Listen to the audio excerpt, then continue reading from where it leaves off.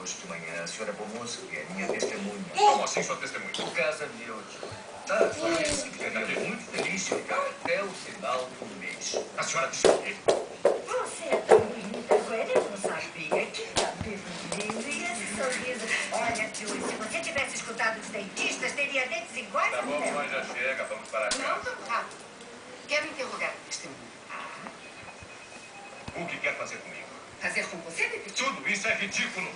Sua mãe testemunhou um assassinato e achei isso ridículo. Não, minha mãe testemunhou um assassinato e Ross acha que está cuidando do caso. Isso é que é ridículo. Posso simplesmente transferir. O Ross mandou ela ficar na cidade. Está claro que sim. Tá, quem acredita? Eu não quero ir embora na segunda-feira. Antes de testemunhar o assassinato. Bom, e não podemos chamá-la depois? Está sendo Pelo ridículo. amor de Deus. Eu juro que vou me matar.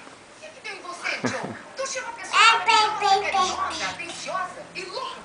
É louca, sim, tem razão. Ela me trata como se eu estivesse no segundo grau. Fala com pessoas que não conhecem sobre as minhas fraldas. Ela me humilha.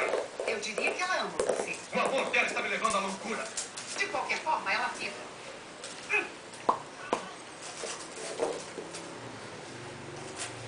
Pera. Vamos, Joe. Dá. Não é tão ruim assim.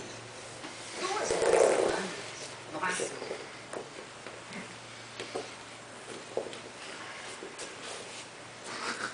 É por nossa causa.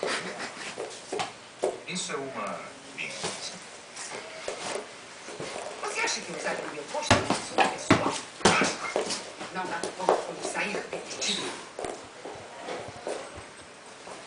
Olha, Pode me chamar de tenente.